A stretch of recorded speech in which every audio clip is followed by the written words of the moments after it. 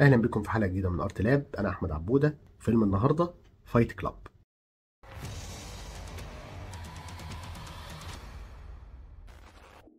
فيلم فايت كلاب هو فيلم امريكي من انتاج سنه 1999، وهو فيلم دراما. الفيلم بيحكي قصه موظف بيعاني من الارهاق الشديد والارق، بيقابل شخص غامض جدا وبيتعاونوا ان هم ياسسوا نادي سري للقتال.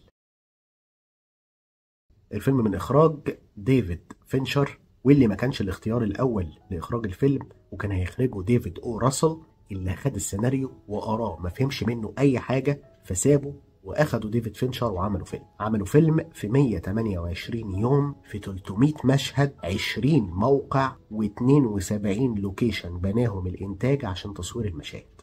وفي ضوء الإنتاج بقى كان في معركة متواصلة مع فرقة الإنتاج والمسؤولين من شركة الإنتاج، عشان الفيلم كان مثير جدا للجدل، وكان في مشاهد كتير عايزين يحذفوها، وكان كل ما بيصروا عليه ويلووا دراعه عشان يحذف حاجة بيشيلها ويحط حاجة أسوأ منها، فسابوه في حاله وبطلوا يضايقوه. وصور 1500 بكرة خام، وده 3 أضعاف الطبيعي الفيلم بالمدة دي. وجدير بالذكر إن شقة البطل في الفيلم مبنية على ديكور شقة قعد فيها ديفيد فينشر نفسه في رحلة لوس أنجلوس، وكان بيكرهها جدا، وكان بيقول على الشقة دي إنها تستاهل الحرق. ومن الحاجات اللي عملها ديفيد فينشر في الفيلم إن هو كلف فريق خاص إن هو يعملوا له جرافيك للتتر بتاع البداية بتاع الفيلم، اللي بالنسبة لناس كتير هيبقى مش مفهوم، وهو بيمثل على أساس تشريحي مرور الاستثارة العصبية للخوف في الأعصاب جوه الجسم لحد ما بتوصل للمخ. والفيلم من كتابة جيم أولز، وده أول سيناريو يكتبه، وكتب هو والمخرج 5 نسخ من السيناريو على مدى سنة كاملة، ومقتبس عن رواية لتشاك بالانويك بنفس الاسم، واللي جات له فكرة الرواية لما كان في معسكر واتضرب ورجع الشغل وهو وشه وارم. محدش سأله خالص ايه اللي في وشك ده، وكله كان بيقول له ايه، صباح الخير. محدش علق على وشه الوارم والتعورات اللي في وشه. اكتشف ساعتها ان الناس هتعمل كل ما في وسعها عشان تعمل حاجة سماها السوسايتال بلوكينج، او الحاجز المجتمعي، ان كل واحد بيحط حاجز قدامه وبيسأل اقل اسئلة ممكنة عشان ما يتدخلش. وفي رأيه بعد ما شاف الفيلم ان الفيلم افضل من الرواية اللي هو كتبها. واثناء كتابة الرواية ما كانش مقرر ان هو هيبقى شخصية الناريتور وشخصية تايلر ديردن هيبقوا شخصية واحدة. هو كان كاتبهم على ان هما شخصيتين، وبعد كده بص هو بيكتب لهم بيعملوا نفس الحاجات وينفعوا يبقوا شخصية واحدة، فقرر ان هو في التلت الاخير من الرواية ان هو يخليهم شخص واحد. ومعظم الحاجات المقالب والكوارث اللي بتحصل في الفيلم هو اقتبسها من حاجات صحابه عملوها في الحقيقة. مدير التصوير هو جيف كروننويث، واللي هنلاقيه في مشهد في الفيلم اللي في واحد واقف ميكانيكي بيرش ميه على قسيس وهو معدي. المشهد ده الكاميرا بتتحرك فيه سنه غلط للجنب، وهي دي اللقطه اللي اتحطت في النسخه النهائيه للفيلم، لان مدير التصوير كان بيضحك، ما كانش قادر يوقف ضحك وهو بيتفرج على اللقطه دي وهو بيصور، فحرك الكاميرا من غير قصد. وفي مشهد بقى تاني وهم قاعدين بيصوروا، واحد من السكان كان ساكن في الدور الاول اتضايق منهم جدا ومن الدوشه اللي عاملينها، راح حدف عليه ازازه جت في دماغه عورته والراجل اتسجن. وعشان يطلع بقى شكل الفيلم بالشكل ده استخدم حيل هو والمخرج ديفيد فينشر مشابهه جدا للي استخدمها فينشر في فيلم 7، عشان يطلع الصوره خشنه وعلى حد تعبيره معفنه. والموسيقى التصويريه من فرقه ذا داست براذرز. الفيلم من بطوله ادوارد نورتون في دور ذا ناريتور، والشخصيه ملهاش اسم، والاسم ده مش بيطلع غير في الجزء الثاني من الكتاب الروايه اللي هي فايت كلاب 2، ودي ما اتعملتش فيلم. وبنكتشف ان اسم الشخص ده سيباستيان. وكان اجر ادوارد نورتون على الفيلم ده 2.5 مليون، في حين ان اجر براد بيت اللي هو البطل الثاني للفيلم كان 17 مليون.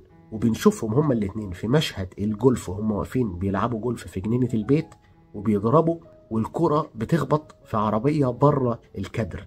العربية دي كانت عربية الانتاج، عربية اللي بيقعد فيها الممثلين ياكلوا ويريحوا ما بين المشاهد، وكسروا الازاز بتاعها بجد، مع العلم ان هم فعلا كانوا سكرانين في المشهد ده. وفي مشهد الانتحار في نهاية الفيلم لما بيضرب نفسه بالنار في بقه، اللقطة دي طبعا معظمها جرافيك، بس اللي مش جرافيك فيها هو شكل شفايفه وخدوده بيطير من الرصاصة.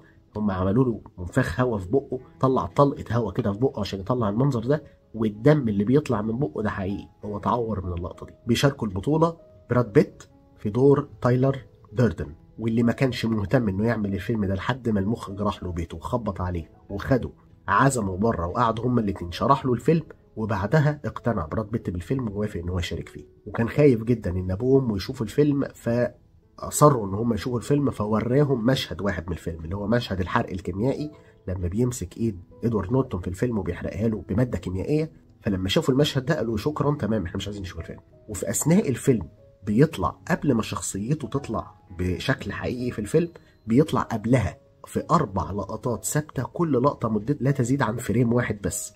وفي المشهد اللي بيمشي هو فيه هو وادوارد نورتون في الشارع يكسروا عربيات، اصر هو وادوارد نورتون ان يكون في عربيه فولكس فاجن بيتلز في وسط العربيات، لان هم بيكرهوا العربيه دي جدا وبيعتبروا ان هي العربيه دي كانت عربيه الناس الشباب اللي كبروا بعد كده وبقوا مديرين الشركات الكبار دول اللي دمروا العالم. وبيشاركهم البطوله المظلومه الاندر ريتد إلينا بونهام كارتر في دور مارلا سينجر، واحده من احسن الممثلات في العالم ومن احسن الناس اللي بتشتغل وهي ساكته.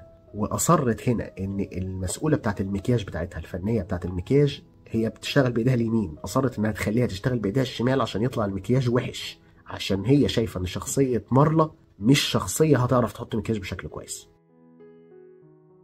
في أول لقطة في الفيلم واحد بيهدد واحد مربوط بالقتل، ناس حاطين قنابل في بدروم مبنى عملاق وهيفجروه هو و12 مبنى تانيين بعد دقيقتين. بيرجع بينا وبيحكي لنا إنه كان عنده أرق لمدة 6 شهور، طبعا ده بيبهدل دماغه تماما وحالته سيئة جدا. خلال ده بيعلق على كرهه لسيطرة الشركات الكبرى والرأسمالية على كل شيء، وبيقول إن كلنا بما فينا هو شخصيا عبيد عند الشركات الكبيرة. بيقول للدكتور بتاعه إن هو بيتألم، فالدكتور بتاعه بيقول له انت ما شفتش ألم، لو عايز ألم شوف الناس اللي عندها امراض حقيقيه. بيحضر جلسات العلاج الجماعي دي وبيبتدي بجلسه لعلاج سرطان البروستات. العلاج بتاع المرض ده بيبقى فيه علاج هرموني، فالرجاله بتبقى عندهم مشاعر زياده شويه، الحنيه والعياط والحاجات دي كلها. لما بيحضر الجلسات دي بيبتدي ان هو يتحرر وبيرتاح اخيرا وبينام. بيبتدي بقى يجمع الجلسات دي ويحضر اللي يقدر عليه منها، جلسات للاكتئاب، لمرضى للمدمنين، اهالي ناس ميتين، مرضى السرطان. وقدرته انه يشوف ناس اتعس منه خلته يرتاح، لحد ما في يوم بتظهر مارلا سينجر وبيلاقي ان هي واحده بتعمل زيه بالظبط. بتعمل زيه ليه؟ عشان المكان فيه فري انترتينمنت، يعني ممتع بالنسبه لها ان هي تقعد تسمع الناس دي بتتكلم وبتاكل وتشرب ببلاش. ده بيبوظ عليه الموضوع ومتعته لانه بيحس ان هو مكشوف. بيرجع له الارق تاني وبيهددها ان هو هيفضحها، فبتقول له انا كمان هفضحك. فبيتعرفوا احسن وبيقرروا ان هم يقسموا الجلسات والجروبات ما بينهم. بنشوفه بيسافر لشغله كتير، السفر بيبهدله اكتر، الجيت لاج وفرق التوقيت بيبهدله اكتر، الارق وقله النوم. فبنحس ان دماغه وصلت للبريكنج بوينت، دماغه ابتدت تهس. وبنلاقيه في لقطه بيقول لنا احنا، لان هو الناريتور دي وظيفته في الفيلم ان هو بيتكلم معانا احنا، فبيقول لنا بتصحى تلاقي نفسك شخص آخر. في اللحظة دي الكاميرا بتلف وتسيبه وتروح مع شخصية تايلر دردن اللي هو براد بيت، ودي زي ايه تلميح ان هو نفس الشخص، ولكنه بسبب قلة النوم وبسبب الانهيار العقلي طلع من جواه شخص تاني. بنعرف ان هو بيشتغل مفتش حوادث لشركة سيارات، وان هو شغلته ان هو يحدد العربيات دي آمنة ولا لا، عن طريق ان هو يكشف على الحوادث اللي بتحصل ويشوف هي غلط الشركة ولا غلط السواق. بيظهر جنبه تايلر في الطيارة ويبتدي يتكلم معاه، وبنعرف ان تايلر ده عكسه تماما في كل حاجة، وان هو بيبيع صابون. بتضيع شنطة سفره وبيروح بيته يلاقي شقته انفجرت. بيكلم تايلر وبيقابله. الحاجة الوحيدة اللي هم متفقين عليها هم الاثنين هو كرههم للشركات الكبيرة والرأسمالية، بس تايلر بيتكلم الكلام ده مش بس بيقوله في دماغه زي، فبيقعدوا مع بعض وبيقعدوا بقى ايه يديله حكم وحاجات زي كده، وبيلخصها له تايلر في ان الحاجات اللي انت بتملكها بينتهي بيك الامر ان هي اللي بتملكك. بيتفقوا ان هو يبات عنده في بيته، بس تايلر بيقول له اضربني باقوى ما عندك، فبيضربه بجد. الضربه دي هنا حقيقيه. المخرج اخد ادوارد نورتون على جنب قبل المشهد ده ما يتصور وقال له اضربه بجد على ودانه. براد بيت كان مستنيه يمثل ان هو هيضربه، فضربه بجد. رد الفعل اللي بيعمله براد بيت في المشهد ده حقيقي، لانه فعلا كانت وجعاه وكان بيشتمه بجد. الناحيه الثانيه الكاميرا بتبعد عن ادوارد نورتون لانه كان بيضحك. بعدها بيقعدوا يضربوا بعض وبيبقوا اصحاب، وبعد كده بيروح معاه بيته الحقير وبيلبس بقى حياه تايلر اللي هي ما فيهاش اي تملك، ما فيهاش اي حاجه مهمه، كل حاجه مش مهمه وقشطه صباح الفل. الحياه الزاهده دي بتحرره من التملك ومن الحياه الراسماليه. بعدها بياخدوا مكان وبيأسسوا فايت كلاب. فايت كلاب هو نادي للقتال، نادي سري. طبعا اول قانون فيه ما تتكلمش عن الفايت كلاب. الحته دي ده اسمه ريفرس سايكولوجي، يعني هو بيقول لهم ما تتكلموش عن الفايت كلاب عشان يتكلموا على الفايت كلاب، عشان الناس تيجي للفايت كلاب، وبكده بيجندوا عدد اكبر من الناس. الموضوع ليه قوانين، وان هو لاي حد لازم اول مره يخش في المكان لازم يضرب ولازم يخش في فايت، وان هما بيقفوا هما اتنين قدام بعض بدون اي اسلحه، يفضلوا يضربوا في بعض لحد ما واحد فيهم يستسلم. بينضم له ناس كتير جدا من كل حته حواليهم ومن كل طبقات المجتمع. مارلا بترتبط بتايلر والناريتور مستغرب جدا الموضوع، وبيعرف من الشرطه ان حد ولع في بيته، من ان هو ما كانتش حادثه. طبعا بيشك في تايلر لان هو اصلا بيحكي له ان هو بيعرف يعمل قنابل. بعديها في نقاش ما بينهم بيقول له ان هو لازم يستسلم ولازم يتخلى عن كل شيء ويفقد كل شيء عشان يبتدي يسيطر على نفسه ويبقى هو المتحكم في مصيره، وبيحرق له ايده بماده كيميائيه، وبيبتدوا بقى يجندوا اشخاص للنادي وبيدوهم مهمات: احرق، ولع، فجر، شوه، اكتب. بيعملوا كده حاجات كتير شمال. وبعديها بيكونوا ميليشيا خاصة بيهم كأنه جيش صغير، وبيسموا المشروع بتاعهم بروجكت ميهم، يعني ايه الفوضى الشديده. كل الحاجات دي بتحصل بقياده تايلر، والبطل مش عاجبه الكلام، حاسس ان الموضوع كبر زياده عن اللزوم شويه، وبيكتشف ان الموضوع كبر فعلا ودخل في كذا مدينه تانية. وفجاه تايلر بيختفي، فهو بيدور عليه، وده اللي بيخليه يكتشف ان الموضوع في كذا ولايه تانية. وفجاه بيكتشف ان هو وتايلر اصلا شخص واحد، ولانه كان محتاج يغير حياته فتايلر طلع من جواه وغيرها له. بيحاول يوقف المخططات اللي هو نفسه عملها، بس مش بيعرف لان هو مأمن نفسه من كل حاجة عشان ما يعرفش يوقفها، ولان التابعين بتوعه في كل حتة حتى في البوليس نفسه. خطتهم ان هم يفجروا كل شركات الكريدت كارد اللي موجودة في مكان واحد حوالين بعض كده، مباني عملاقة، عشان يصفروا حسابات الناس ويلغوا كل الديون ويدوا الجميع فرصة ان هو يبتدي من الاول. فبيروح بنفسه عشان يوقف القنبلة في مبنى من المباني، بيتخانق مع تايلر وتايلر بيكسب وبيربطه في كرسي وبيقعده بقى في دور عالي كده عشان ايه يتفرج على الانفجار كده ايه VIP. وبنرجع لبداية الفيلم تاني، وواحد مربوط في كرسي وهو بيهدده بالقتل. فجأة بيجي في دماغه فكرة ان هو بما ان هو وتايلر اصلا نفس الشخص، فهو اصلا اللي ماسك المسدس. يبص على ايده بيلاقي ان هو اللي ماسك المسدس فعلا. بيقرر ان هو عشان يقتل تايلر لازم يقتل نفسه. بيضرب نفسه بالنار ولكن ما بيموتش، بس تايلر هو اللي بيموت. مخه بياخد ده على انه اشاره ان هو قادر ان هو يغير حياته، فبيلغي شخصيه تايلر. بيجيبوا له مارلا بناء على تعليمات كانت اداها تايلر، والمباني بتنفجر قدامهم في مشهد رهيب وهو ماسك ايديها، والمكان اللي ما بينهم هما الاثنين وهم واقفين على شكل قلب. وبينتهي الفيلم. طبعا فيلم فايت كلاب مشهور والناس بتحبه عشان حاجة رئيسية، حتة ان هما شخصين وان هو في بلوت تويست وان هو في الاخر بيطلع شخص واحد. دي التصوير بيخدعنا فيها جدا. ازاي بيخدعنا؟ الفوكس، ما بيجوش هما الاتنين في الفوكس ابدا، يا ده يا ده. لو في ناس تانية واقفة مستحيل الاتنين يجوا، لازم واحد بس اللي فيهم اللي بيجي، وتلاقي واحد ان فوكس والتاني اوت اوف فوكس. لو هما وسط ناس تلاقي الناس دايما بتتعامل مع الشخصية المسيطرة منهم، يعني اللي ان كنترول دلوقتي اللي هو القوي هو اللي الناس بتتكلم معاه. فلو تايلر هو اللي قوي دلوقتي الناس بتتكلم مع تايلر، يبقى هو ده اصلا الناريتور، هو واقف في المكان ده وبيتكلم، بس هو بيشوف نفسه من ناحية تانية. فهو ده بيحصل في كل المشاهد بتاعة القتال. محدش بيتعامل مع الاتنين في نفس الوقت، ومحدش بيوجه كلام لتايلر ابدا وهم ماشيين. دايما تلاقيهم يفتحوا الباب يفتحوا الباب ليه؟ الناريتور الاول، بعد كده تايلر يخش وراه. مارلا ما بتتكلمش مع تايلر ابدا قدامه، بيتكلم دايما معاه هو بس. حتى ان هو ما بيظهرش هو وتايلر قدام مارلا خالص عشان ما يكشفش قدامها ان هو شخص واحد مش اتنين. وبنلاقي في اخر لقطه وهي بتقول له اعقل وانت مخك في حاجه، بنلاقي تايلر قاعد مستخبي تحت في البدروم عشان خايف ان هي دي الشخصيه اللي هتلغي تمام. برضه بنبص لما بيضربوا العربيات، العربيه ما بتعملش انذار غير لما الناريتور بيضربها، لما تايلر بيضربها ما بتعملش. في لقطات كتير في الفيلم حاجات زي كده ممكن نقعد نقول لبكره بتتكلم وبتوصل لنا فكره ان هم شخص واحد. كل المباني اللي بتنفجر في اخر مشهد دي جرافيك. المباني دي كان المفروض ان هي تبقى مباني شركات كريدت كاردز وبنوك، ولكن الانتاج رفضوا ده خوفا من رفع قضايا من الشركات دي على الفيلم وعلى الشركه المنتجه، فاستبدلوها بمباني تابعه لشركه فوكس. والمشهد ده اخذ منهم 14 شهر شغل وتصميم وشغل على الكمبيوتر وجرافيكس، وفي 4 مليون عنصر متحرك في نفس اللقطة. شخصية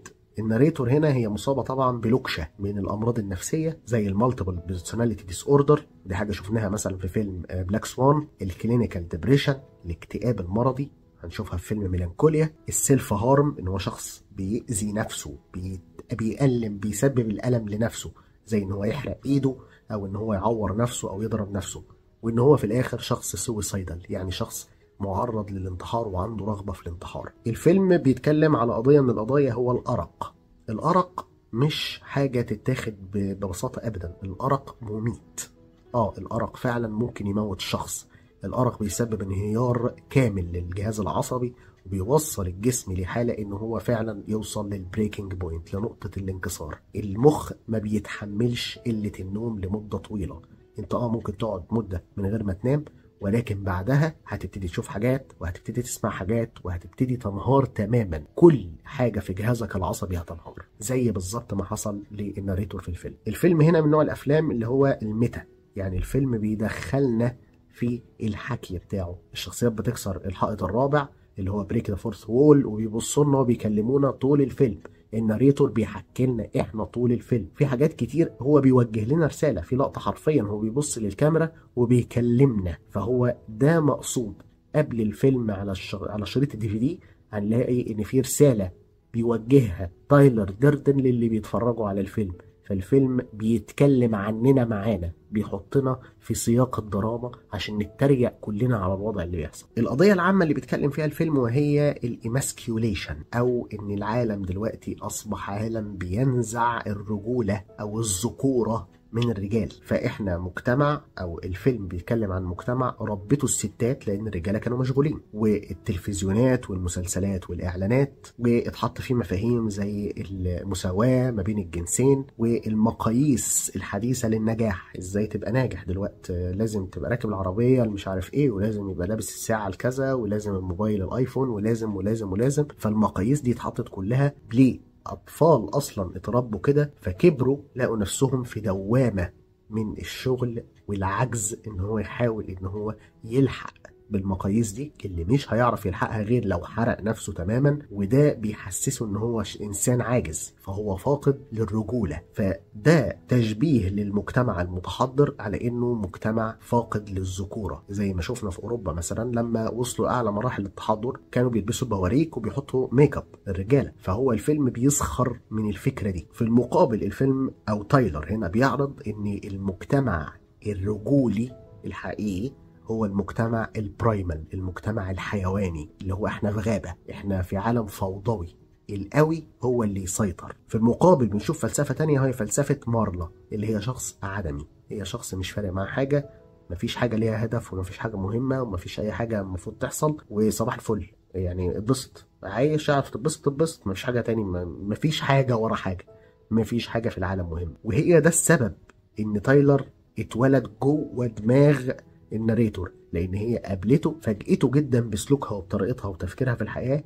بعد كده لما هو جاله الارق الشديد ده جدا والسفر والارهاق، مخه اتقسم نصين، طلع بقى شخصيه تايلر اللي هي مبنيه على حاجه اكستريم جدا من شخصيه مارلا. الفيلم هنا بقى هو فيلم ساخر، الفيلم مش بيدعو للحاجات دي، الفيلم بيسخر من التفكير ده. فهو هنا بنشوف شخصيه مارلا اللي بتمثل اللي انت تخلي التوكسيسيتي والعلاقة المريضة واللي مبنية على الأذى ومبنية على المايند جيمز ومبنية على شغل سيء كله ما فيهاش احترام متبادل، بتخليها رومانسية، تبقى حاجة روشة، تبقى حاجة حلوة. الفيلم بيتريق على الحتة دي. وبرضه الفيلم بيتكلم على الكونسيومرزم أو ثقافة الاستهلاك، ثقافة إن إحنا لازم نشتري ولازم نمشي ورا الكتالوجات، والاحدث حاجه نزلت والجديد، والايفون 14 برو ماكس بعديه ال 15 برو ماكس اللي هو نفس التليفون بس لازم نشتريه عشان شكل الكاميرا مختلف. الفيلم بيتريق على الحته دي، وبيتريق على اللي بيتريقوا على الحته دي،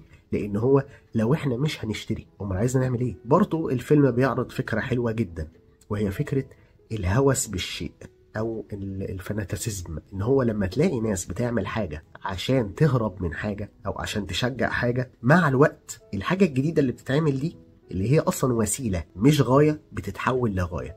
مثال على ده الالتراس. بنشوف الالتراس مثلا في دول زي اوروبا، انجلترا مثلا، الالتراس اتعمل عشان يشجع الفرق الصغيره عشان تكبر وتنافس.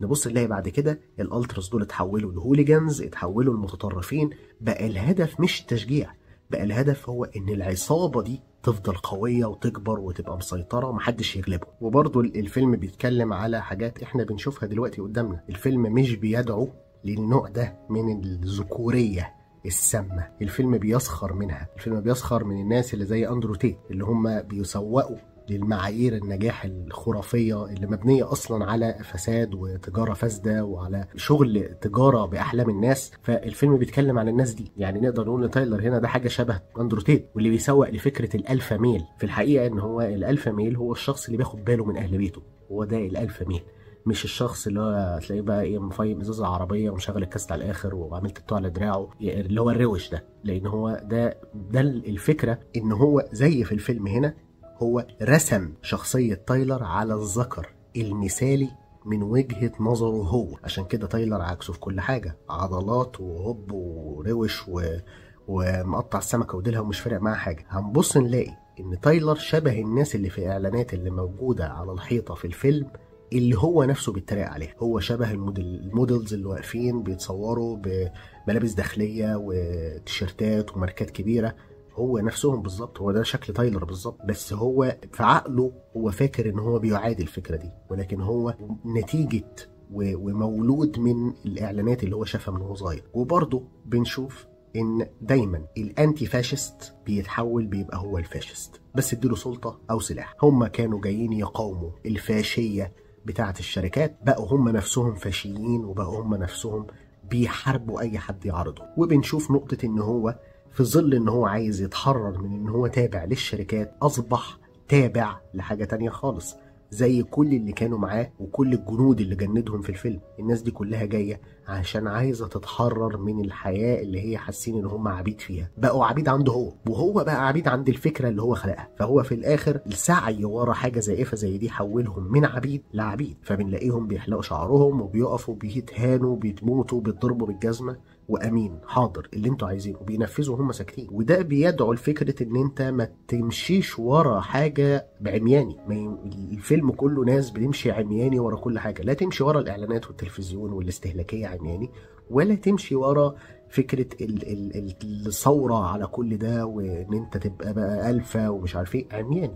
وده بيودينا لحته لما انتوا عندكم كل الطاقه دي اللي هم الجماعه اللي بيجندوا، كل القوه دي كل النظام ده، طب ما توفروه في ان انتوا تعملوا حاجه تاني تغيروا بيها حياتكم اللي مضايقاكم، بدل ما انتوا بتغيروها الحياه اللي انتوا فيها بارهاب، ان هم يتحولوا في الاخر لارهابيين. هم فعليا ارهابيين، بيفجروا مباني وبيقتلوا ناس والموضوع كبر خالص. وده بيودينا لحته غريبه شويه، ان المخرج زي ما قلنا ان الفيلم ميتا، يعني الفيلم بيدخلنا معاه في احداثه. هنلاقي نفسنا طول الفيلم بنتعاطف مع تايلر، احنا عايزينه يكسب، احنا عايزينه يفجر الحاجات، لان احنا بنتعاطف مع الشخص الكول، الشخص الروش، احنا عايزينه يكسب.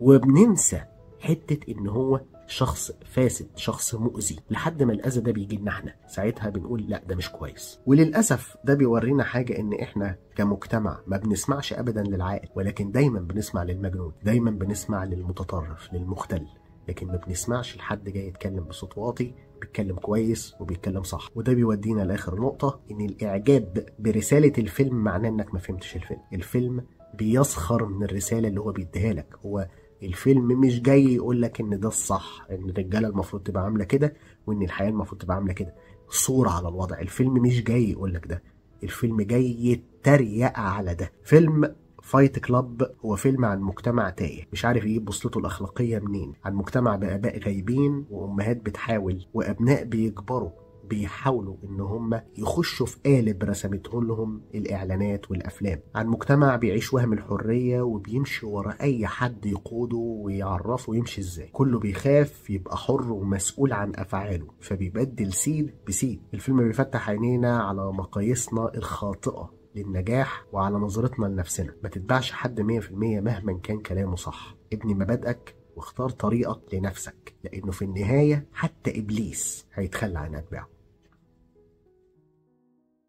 فيلم فايت كلاب من الافلام صاحبة التأثير الثقافي المبهر. الفيلم فعلا مشهور جدا، مفيش حد ما يعرفش فايت كلاب، مفيش حد ما شافش فايت كلاب. من الافلام اللي اثرت ثقافيا بشكل خاطئ لان مش كل الناس فهمت الفيلم، على الشباب. شاب روش تلاقيه حاطط فايت كلاب بقى على العربيه من بره كده، واوعى يعني. الفيلم حصل على 12 جايزه و36 ترشيح، منهم ترشيح للاوسكار في احسن مؤثرات صوتيه. الفيلم عمل ضجه كبيره جدا لما نزل، لدرجه ان الفنانه روزي اودونل اللي كان عندها برنامج في التلفزيون شافت الفيلم في السينما وطلعت منه. تاني يوم عملت حلقه حرقت الفيلم على الهوا عشان الناس ما تروحش تشوفه، وقعدت تتحايل على الناس على الهوا ان هي ما تدخلش الفيلم ده، لا هي ولا عيالها. وده سبب لها خلاف كبير جدا مع الممثلين، وخصوصا براد بيت اللي قال ان اللي هي عملته ده لا يغتفر. والفيلم ادى لتاسيس كذا نادي للقتال حقيقيين في كذا ولايه في امريكا. موقع توتال فيلمز اختاروا رقم 4 في احسن 100 فيلم في التاريخ، وامباير ماجازين اختارته رقم 10 في احسن 500 فيلم. الشيء المضحك هنا ان الصين